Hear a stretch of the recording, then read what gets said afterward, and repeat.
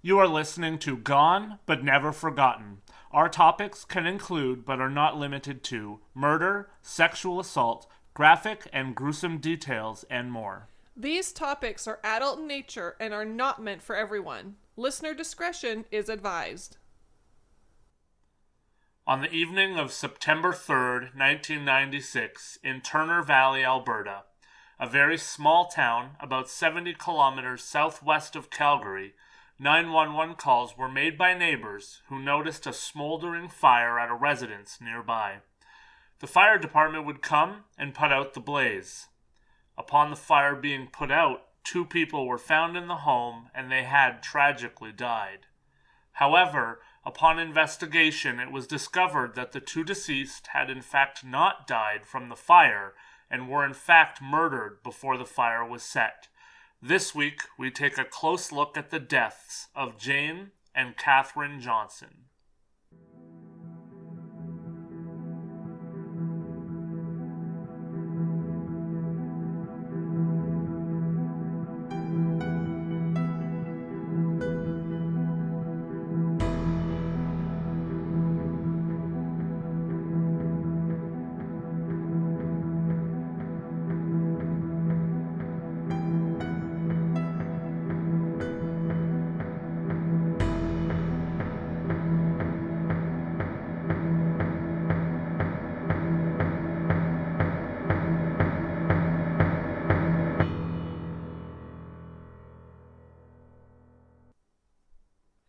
Hello, everyone, and welcome to episode 18 of Gone But Never Forgotten, the story of the unsolved murders of Jane and Cathryn Johnson, a mother and daughter who tragically had their lives taken away far too soon in September of 1996.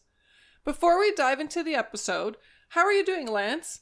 As we record this, Christmas is coming, and when the episode goes live, we will have left Christmas in the rearview mirror. Thanks, Julie. I am well. Excited as we ramp up here for Christmas. The gifts are wrapped under the tree. My dad and my stepmom will be here for a few days with us over the holidays, which will be nice. And I'm putting the finishing touches on the menu for Christmas dinner. I'm ready to go. How are you doing? Ready to host our family for a few days? I'm doing good. Yeah, I'm just excited to be, relaxing and eating and enjoying all that. Well, ain't that the truth? With that, let's get into this terribly sad story of the Johnson family.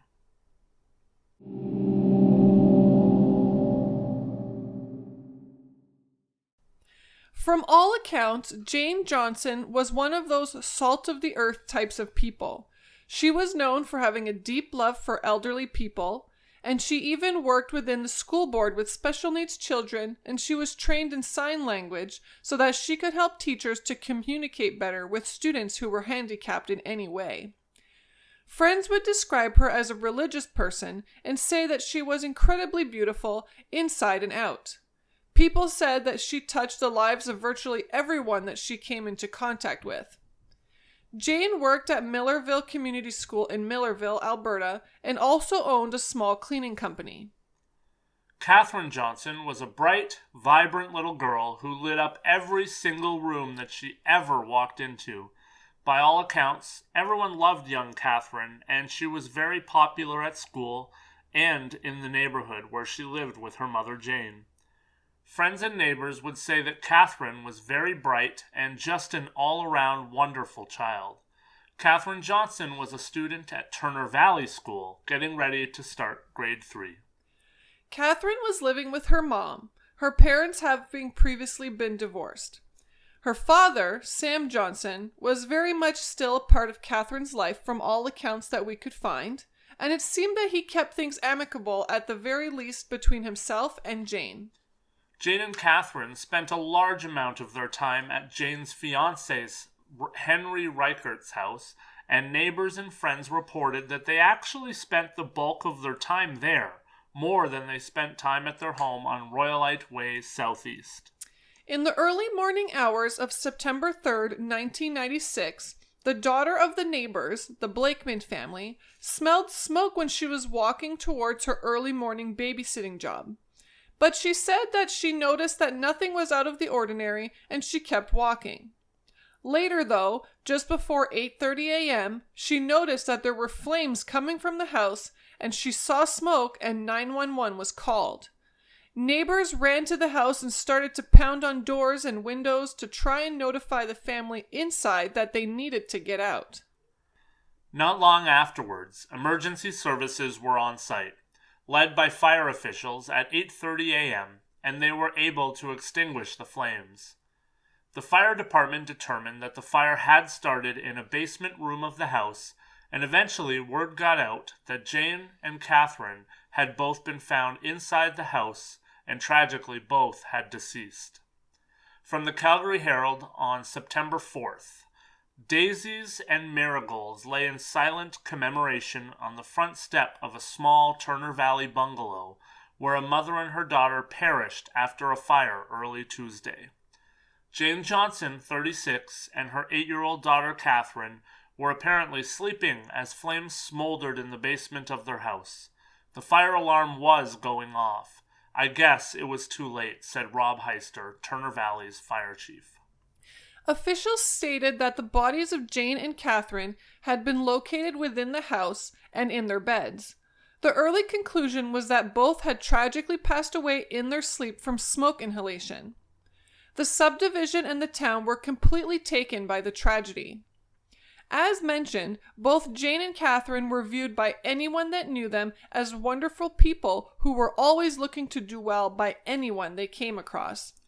Little did everyone know that the tragedy would in fact run so much deeper than a tragic house fire. Obviously, after the fire was taken care of, the bodies were located. Officials on the scene saw enough evidence, though, that was out of the ordinary that they decided to order autopsies on both. It would only take one day for the news to break that this was in fact not simply a case of a tragic house fire, and in fact, Cathryn and Jane had been victims of homicide. For the longest time, details were not released on cause of death, but we do know now that Jane was stabbed to death. As far as we can tell, details on the death of Cathryn, though, have never been released. The autopsy also found that Jane had been 5 months pregnant at the time of her death. As you could imagine, when something like this happens anywhere, it causes panic, confusion, frustration, and fear. But when it happens in a small town like Turner Valley, it tends to have two major impacts upon the town itself. First, most often when tragedy like this strikes in a small town, you see everyone kind of band together to show support and help in any possible way. But second, especially when you have a case that drags on for weeks, months, years, and in this case now, decades, it tends to make people paranoid, of course. The public knows that 2 lives were taken well before their time. The public knows that arrests have not been made in the case, and the public also knows that that could very well mean that the murderer or murderers are still walking and living amongst them. It was definitely that way in Turner Valley. Turner Valley, as mentioned, is a small locale about 70 kilometers southwest of Calgary. Turner Valley was once a booming little town that centered around the Turner Valley oil rigs, and for a period of 30 years, the rigs were the largest producer of oil and gas in the British Empire. In 1930, Turner Valley was incorporated as a village, and 47 years later, in 1977, it was incorporated as a town. As of the 2016 census, the population of Turner Valley had a population of 2,559. As time has gone on, there have been very few updates given to the community at large, and there have been very few movements that we could see on the case. In 2011, Alberta RCMP did announce that a person of interest was actually living in British Columbia. However, aside from that announcement, not too much has been said. The RCMP have said multiple times over the years that there is someone out there that could bring this case to a close. They have appealed to the public many times and do genuinely believe that the crime is one that they could solve if the right piece of information were to be brought to light. In the court of public opinion, and we all know how much I love to talk about that after our last episode, there have been really three main people of interest in the case. The first was Sam Johnson, Jane's ex-husband. The investigators met with Sam many times, and he was indeed cleared in the case. Terry Sutterman, the boarder that was living at the house with Jane and Cathryn, was also considered as a suspect. He was not in the house at the time of the fire. He was also cleared by investigators and is no longer considered to be a person of interest in the case. Finally, that leaves her fiancé at the time, Henry Reichert. Interestingly, there was never enough evidence given in the minds of the investigators to publicly clear him of any wrongdoing in the case. Henry said that he was at home at the time of the fire and the murders. He was quoted in the September 26, 1996 edition of the Calgary Herald, quote, "The whole thing doesn't seem real yet. You just can't believe that it's happened, or that it's happening to me or to my family. They have talked to me about it, but it's not something that I want to comment on right now. They've been doing their investigations, and I'm not really happy with what they have said to me, but I'll let them do their investigation and let them determine what they want to go public with." Unquote. It is definitely strange that the police never cleared his name, right? Strange, yeah, in some ways because they did go public with clearing the other names in the case, but I would assume that that just means that there was no concrete alibi and they simply didn't have enough information to say that he was innocent, just like they don't have enough information to say that they have found him, or anyone else for that matter, guilty enough to bring them up on charges. Investigators will always have different things that you see across different cases. Another one of the things that stands out is that nobody has ever said how young Cathryn met her death. That would likely be held back even after all of these years, just in case someone claimed to know more details. That's a way of corroborating evidence with any reports or conversations that come out. That all makes sense. So, what are you thinking about this case? The thing that perhaps stands out the most to me is the fact that it almost was certainly a person that killed Jane and Cathryn that knew them. The street that the home was on was in a quiet stretch that led to the subdivision that they lived on and a golf course. That's it. This wasn't an area that someone would find themselves in if they didn't mean to be there, likely. In my mind, there are a few things that really do stand out. Perhaps one of the most concerning is the fact that Jane was pregnant. Interestingly enough, it was never spelled out for sure who the father of the child was, although we obviously assume that it was her fiancé.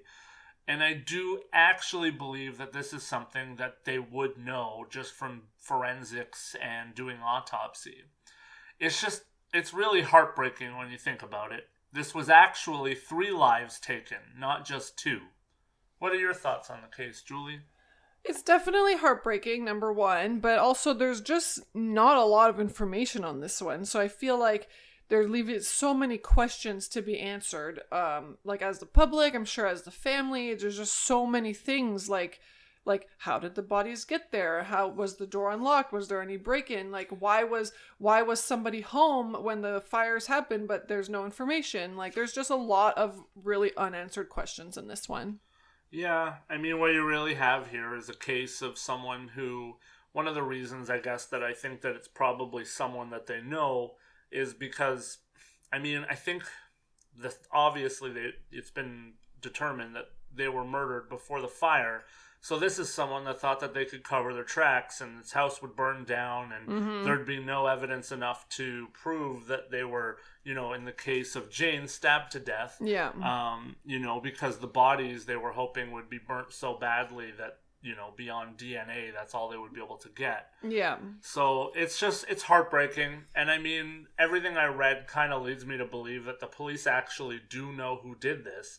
But as any of us that kind of land in the true crime area of life, we know that, it's not as simple as pretty much knowing that, you know who murdered them, because you got to prove it. Mm-hmm. You can't bring someone up on murder charges because you're pretty sure it was them, Yeah. or else if evidence comes out later down the line after they're acquitted in trial, obviously they're not going to trial again. Yeah, yeah. So that's kind of, it's tough. It's definitely tough. Yeah, for sure. Well, and like I said, like also like, did anybody else know that she was pregnant? You know, like did her fiance know? Was it someone else? Did any of her family members know? Mm-hmm. Like so many questions that like we just don't have answers to. So I really do hope that someone will come forward, of course. For sure.